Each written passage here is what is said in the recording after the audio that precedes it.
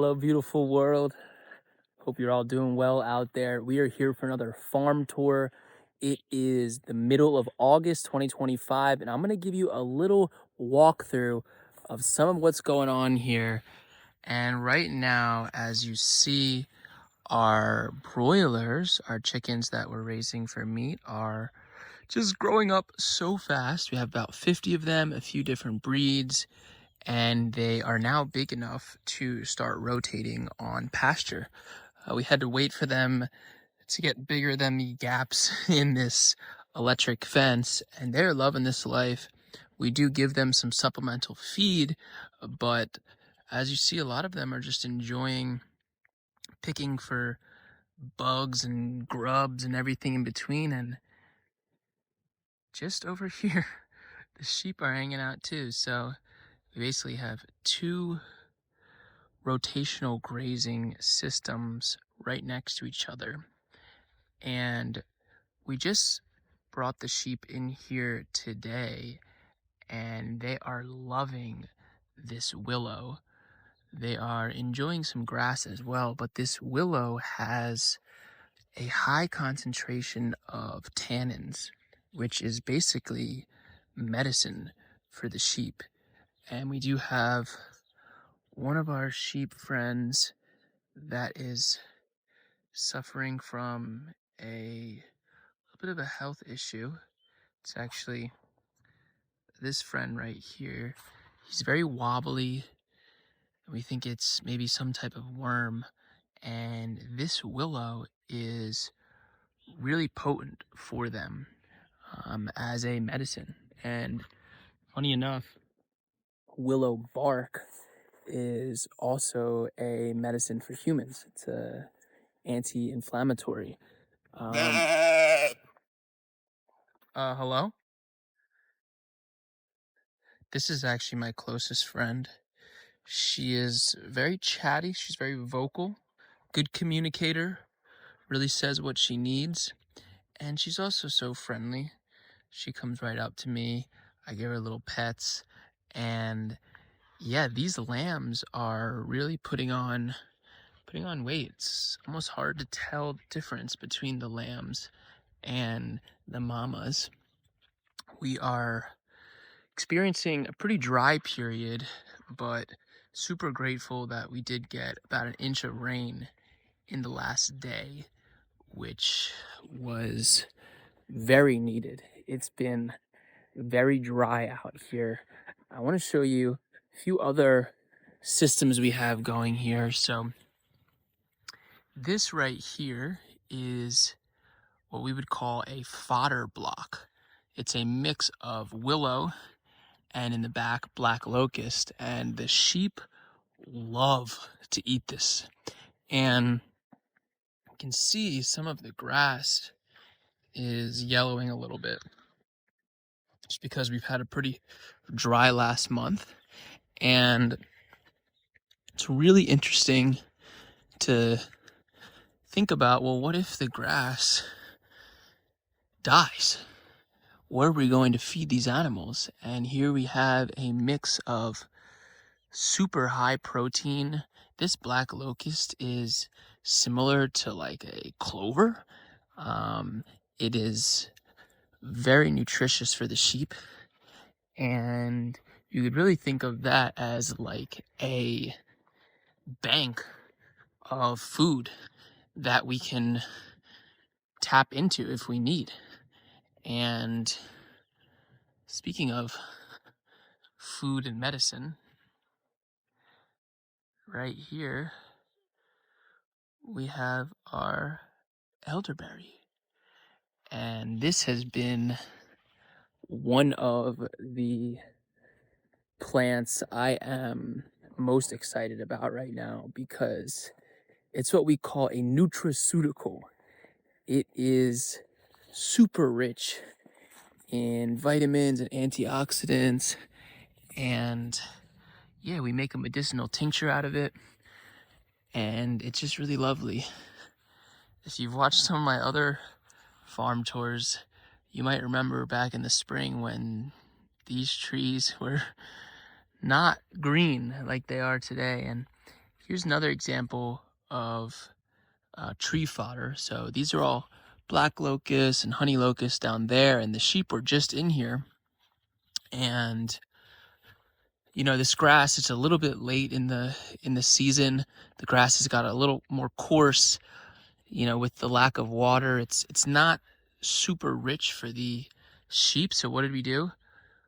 We actually felled one of these black locust trees, and this was some good eats for the sheep. So it's really interesting to think about what it looks like to build a resilient system. And the answer is diversity. And here we are in the orchard, and these peaches are coming in.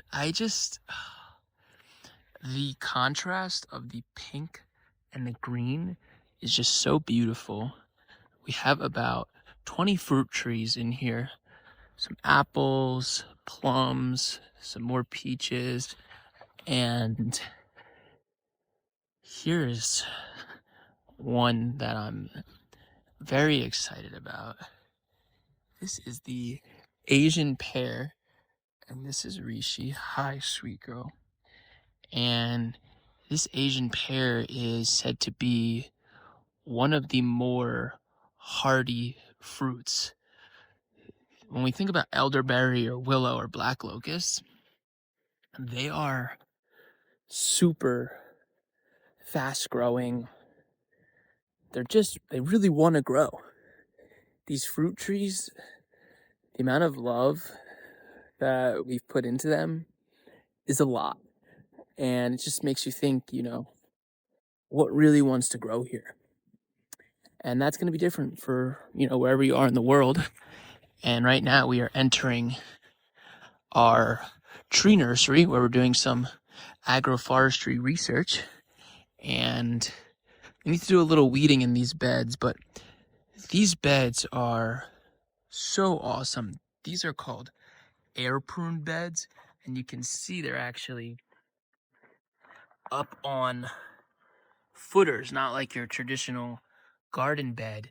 And basically all of these are chestnut trees, and we built this cage so the squirrels and other friends don't try to eat the nuts, you know, before the tree is mature enough. But basically, as the tree grows, when the roots hit that air, they basically self-prune, and it encourages the energy to go into creating a more fibrous root system. And basically, yeah, we're doing some research right now to see if we cultivate our homegrown biologically rich soil, if it can help these nursery trees grow faster, grow more fibrous root systems, be more resilient. So basically we're doing it for 3 trees. We have black locust, willow, and chestnut. So we have 9 boxes of these total. And we are actually about to inoculate the soil with IMO. Here we have some tulip poplar, some mulberry. We have some swamp white oak, some more black locust, a bunch of elderberry. You can actually see some of the young plants are even producing fruit already. They'll start fruiting within a couple years, which is so magical. And yeah, these chestnuts are pretty happy. So we are going to liberate them from their cages probably next year, and super excited to currants, lots of currants. Super excited to start offering a little bit more of a nursery stock that we're building up right now. And as we transition into the mushroom laying yard, you can get a feel for what's going on here. And I've showed some of this in previous videos, but these are the couple hundred logs that we inoculated this year, and they'll start fruiting next year. And these are all the actively fruiting logs. And what we do is we dunk the logs in a tank of cold water for about a day, and then we take them out, and after a day, a few days, up to a week, they start fruiting.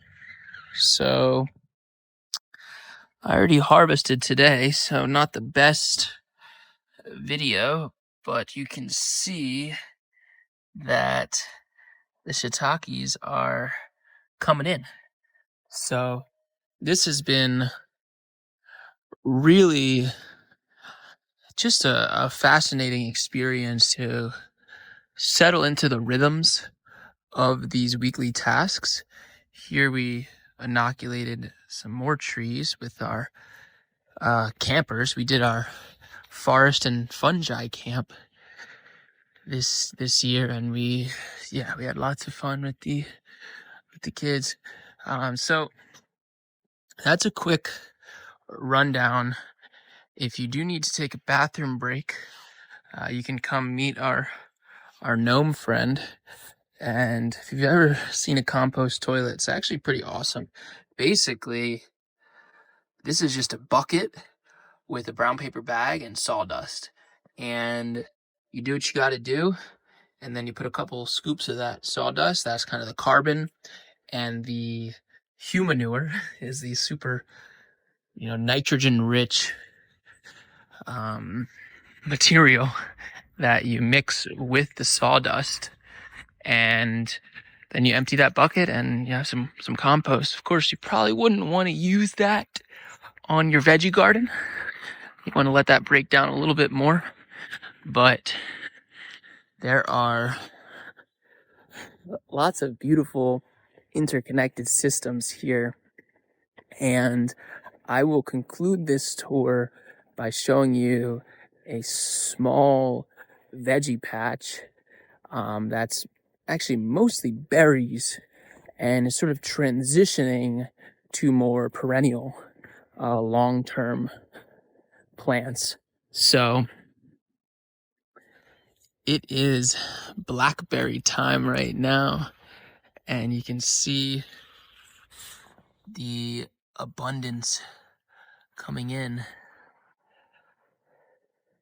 And we just harvested, but I will use my non-compost toilet hand.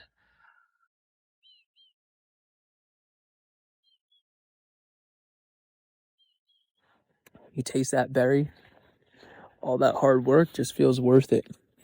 And basically what we've done here is taken these black locust trees and built a trellising system, which I'll show you in a second.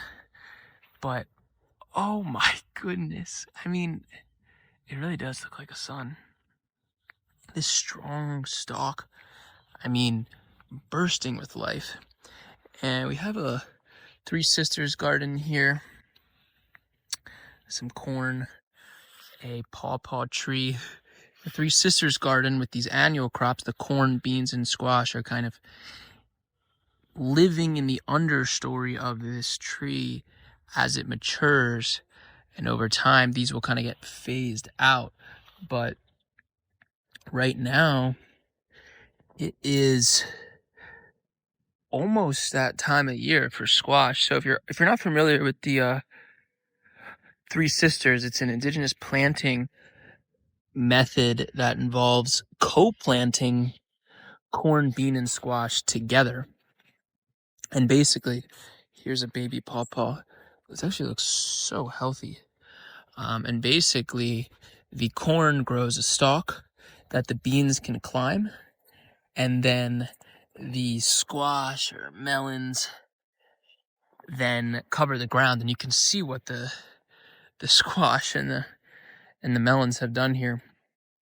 Now, here's another version of it where the corn stalk is actually acting as a trellis for these tomatoes. And oh, it just popped off the vine.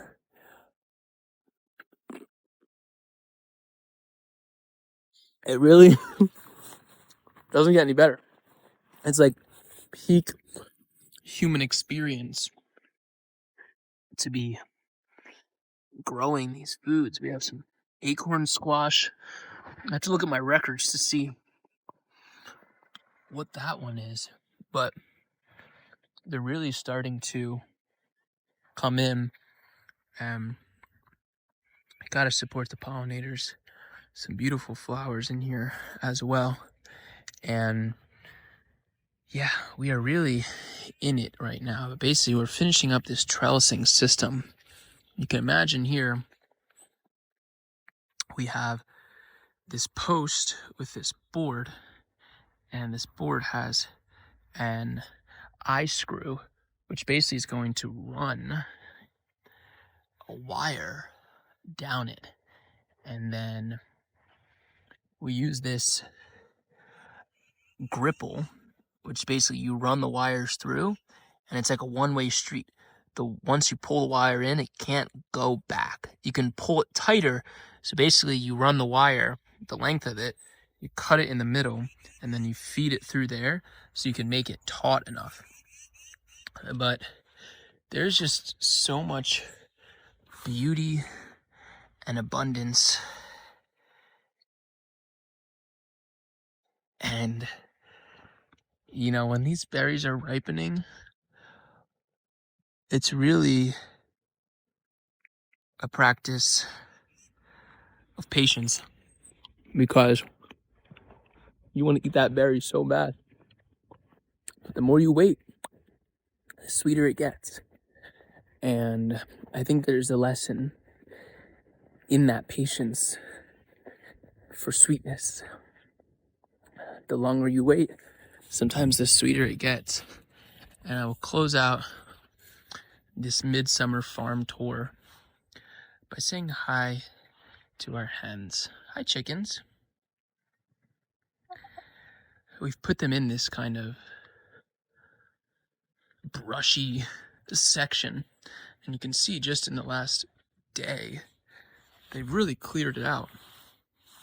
This looked like this, and they've already kind of broken through, given some of the trees a little more space. They're helping aerate the soil, and actually what we do is we dump their feed in a different section each day, and that makes them kind of go looking for their food kind of in the bush. These are currants that are just about wrapped up for the year. That's black currants and pink currants, and yeah, it is with this coolness and with this rain today, it's the first feeling that fall could be upon us soon. So it's just a reminder to savor these long days, enjoy the ride, and be patient, because as we look at this young oak tree who has weathered the driest heat of the summer, the young oak puts a lot of its energy into the roots, and through that slow and steady growth, it can turn into an ancestor, a mother tree, a grandmother tree that can support thousands of species. And this seems to be more and more about a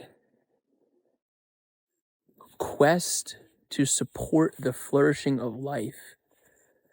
Not just animals, dogs, cats, or babies, but animals and plants and microbes. Because you are what you eat. Well, actually, you are what you eat eats. So if we keep walking that back, it really comes down to the microbes and the biological community that we are nourishing. So starts from the ground up, and together we'll bloom. All right, y'all. Hope you have an amazing day, and we'll see you in the soil. Peace.